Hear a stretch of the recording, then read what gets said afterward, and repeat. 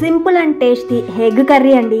గట్టిగా ఆకలేసి వంట చేసే టైం కానీ ఓపిక కానీ లేనప్పుడు నేను ఎక్కువగా చేసే రెసిపీయే ఇది. ఎగ్స్తో సింపుల్గా అయిపోయే రెసిపీస్ చాలానే ఉన్నాయి. అందులో ఇది ఒకటి. బద్ధకం డేస్లో అయినా లేదా బ్యాచిలర్స్కి అయినా ఒక వరం లాంటి రెసిపీ అని చెప్పుకోవచ్చు. దీని ముందు చికెన్ మటన్ బలాదూర్. ముందుగా కడాయిలోకి ఆయిల్ వేసుకోవాలి. ఈ రెసిపీలో ఆయిల్ అనేది కొంచెం ఎక్కువగానే పడుతుంది. ఒక 6-7 స్పూన్స్ దాకా ఆయిల్ వేసుకోవాలి. ఈ ఆయిల్ బాగా హీట్ అయిన తర్వాత ఒక 4 మీడియం సైజ్ ఉల్లిపాయల్ని చిన్న ముక్కలుగా కట్ చేసి వేసుకోవాలి. ఈ కర్రీలో ఉల్లిపాయలు కూడా కొంచెం ఎక్కువగానే పడతాయి. వేసిన ఉల్లిపాయలు తొందరగా వేగడానికి ఈ విధంగా కొంచెం సాల్ట్ కూడా వేశాక వీటిని మీడియం ఫ్లేమ్లోనే కొంచెం రంగు మారేదాకా వేయించుకోవాలి. కొద్దిసేపు అలా వేయించగా చూడండి, ఉల్లిపాయలు ఈ విధంగా పింకిష్ కలర్లోకి మారిన తర్వాత ఫ్రెష్గా రుబ్బిన కొంచెం ఒక చిన్న టీ స్పూన్ దాకా అల్లం వెల్లుల్లి పేస్ట్ వేసుకోవాలి. వేసిన అల్లం వెల్లుల్లి పేస్ట్ పచ్చిదనం పోయేదాకా లో ఫ్లేమ్లో ఒక 2 నిమిషాలు వేయించుకోవాలి. అల్లం వెల్లుల్లి వేగి మంచి స్మెల్ వచ్చింది అనుకున్నాక ఇక్కడ తీసుకున్న ఉల్లిపాయలకు గాను వేసుకునే ఎగ్స్ను బట్టి మసాలా వేసుకోవాలి. నేనైతే ఒక 4 ఎగ్స్ అయితే వేసుకుంటున్నాను. ఆ 4 ఎగ్స్కి ఇక్కడ వేసిన ఉల్లిపాయలకి ఈ మసాలా సరిపోతుంది. ఒక 1/4 టీ స్పూన్ దాకా గరం మసాలా, 1/4 టీ స్పూన్ అంటే 1/2 టీ స్పూన్ కంటే కొంచెం ఎక్కువ, 1/4 టీ స్పూన్ దాకా పసుపు, రుచికి సరిపడా కారంతో పాటు ఒక 1/4 టీ స్పూన్ దాకా ధనియా పొడి. ఈ ధనియా పొడి వేసుకున్నా బాగుంటుంది, వేసుకోకపోయినా బాగుంటుంది. ఉంటే వేసుకోండి, లేదంటే స్కిప్ చేసేయచ్చు.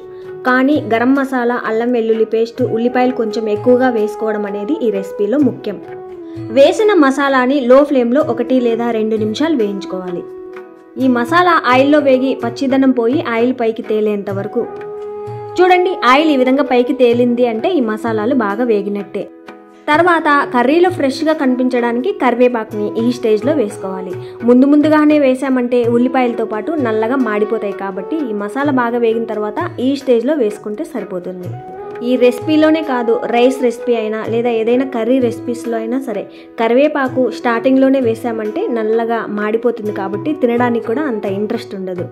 కరివేపాకు వేసి 1 నిమిషం అలా ఇలా వేయించుకోవాలి. ఈ స్టేజ్లో ఉప్పు కారం సరిచూసి అంతా ఓకే అనుకున్నాక ఇక్కడున్న గ్రేవీ మొత్తం ఈ విధంగా కడాయికి సరిపడా సమంగా పరుచుకోవాలి. ఇక్కడ లో ఫ్లేమ్లో ఉంచి ఆ తర్వాత ఎగ్స్ వేసుకోవాలి. నేను తీసుకున్న 4 ఎగ్స్కి ఇక్కడ వేసిన ఉల్లిపాయలు కానీ మసాలా కానీ పర్ఫెక్ట్గా సరిపోయింది. అదే ఎగ్స్ ఎన్ని వేసుకుంటామో దాన్ని బట్టి వేసిన ఉల్లిపాయలు కానీ ఇక్కడ వేసిన మసాలాలు కానీ చూసుకొని వేసుకోవాలి. ఆ తర్వాత ఫ్రెష్గా కొంచెం కొత్తిమీర ఈ విధంగా చల్లుకోవాలి. ఇక్కడ గుర్తుంది కదా, లో ఫ్లేమ్లోనే ఉంచుకోవాలి, లేదంటే అడుగున మసాలా మాడిపోతుంది. ఆ తర్వాత మూత పెట్టి ఇక్కడ లో ఫ్లేమ్లోనే ఉంచి కింద అడుగున మసాలా అనేది మాడిపోకుండా మంట అన్ని వైపులా తగిలేలా ఈ కడాయిని అటు ఇటు జరుపుకుంటూ వేయించుకోవాలి. అటు ఇటు జరుపుకుంటూ కొద్దిసేపు వేయించాక చూస్తే చూడండి, చూడ్డానికి ఈ విధంగా వేగిపోయి ఉంటుంది. ఆ తర్వాత ముక్కలుగా కట్ చేసుకోవాలి.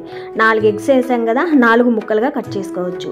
ఇందాక మనం ఉల్లిపాయ ముక్కలు వేసాం కదా, ఆ ఉల్లిపాయ ముక్కలు అడుగున అనేది ఎర్రగా వేగిపోయి ఉండాలి. కొంచెం ఆ మసాలా కానీ ఆ ఉల్లిపాయలు కానీ మాడినట్టుగా అంటే నల్లగా మాడినట్టుగా కాదు, కొంచెం ఎర్రగా వేగినట్టుగా ఈ విధంగా ఉల్లిపాయ ముక్కలు అనేవి ఎర్రగా వేగిపోయాయంటే రైస్లో తినడానికి కూడా ఆ రుచి చాలా బాగుంటుంది. అందుకే ఉల్లిపాయ ముక్కలు కొంచెం ఎక్కువగా వేసుకోవాలి అని చెప్పేది.